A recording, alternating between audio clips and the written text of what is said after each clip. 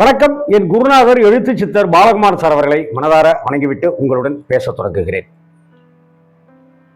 ஒரு நிமிஷம் அப்படிங்கிறது எவ்வளவு காலம் பொன் போன்றதுன்னு சொல்றது போல ஒரு நிமிடம் அப்படிங்கிறது ரொம்ப ரொம்ப முக்கியத்துவம் வாய்ந்தது.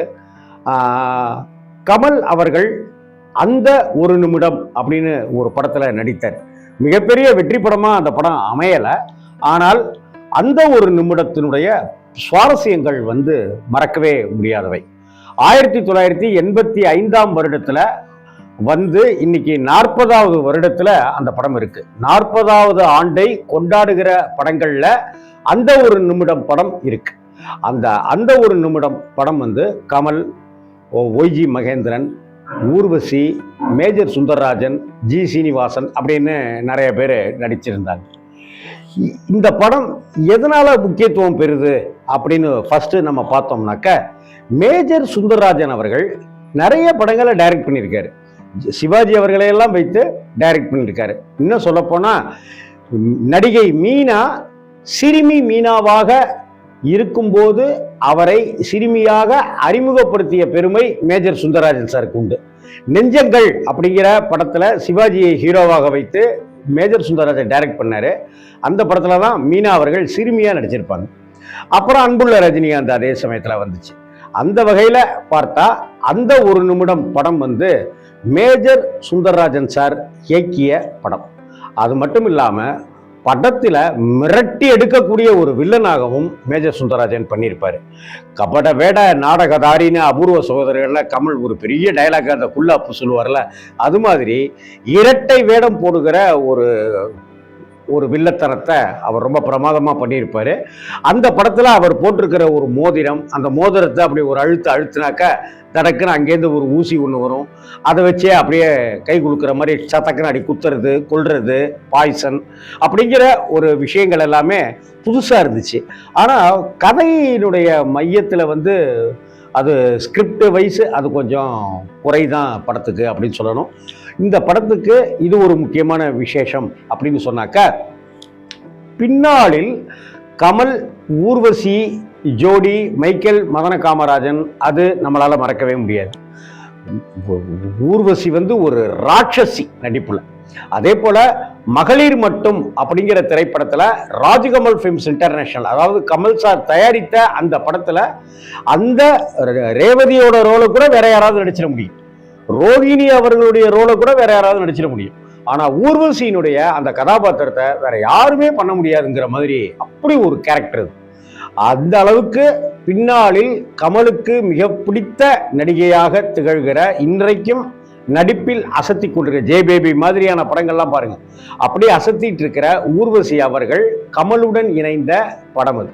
முந்தானை முடிச்சு படத்துல அறிமுகமான ஊர்வசி, அதற்கு அடுத்து வந்த படங்கள் எல்லாமே மோகன் கூட அவங்க கூட அப்படின்லாம் நடிச்சிட்டு இருக்கிற அந்த காலகட்டத்தில் கமல் அவர்களுடன் இணைந்து நடிக்கிறாருங்கிறது பெரிய பேசு பொருளாக இருந்துச்சு.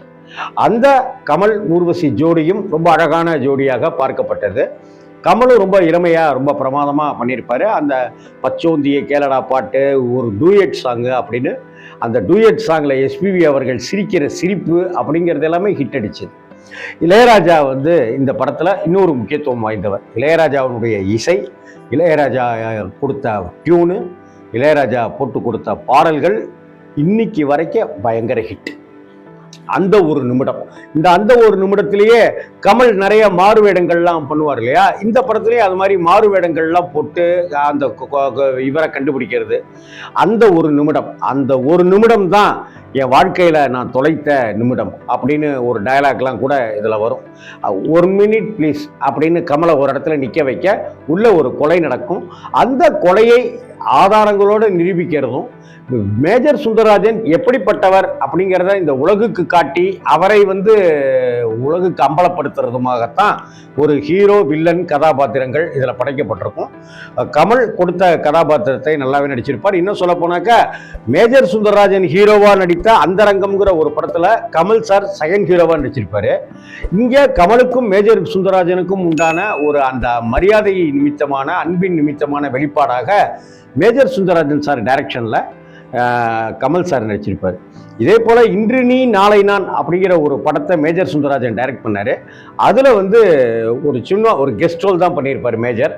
சிவகுமார் ஜெய்சங்கரும் அந்த படத்தில் முக்கிய கதாபாத்திரங்களாகவும், சுலக்ஷனாவுக்கு ஒரு ஆகச்சிறந்த நடிப்பை கொடுக்கறதாகவும், அசுரத்தனமான பிரம்மராட்சச நடிகை அப்படின்னு கொண்டாடப்படுகிற லக்ஷ்மி மேடம் அவர்கள் மிகச்சிறந்த நடிப்பை கொடுத்த படமாகவும் இன்று நீ நாளை நான் அமைஞ்சது.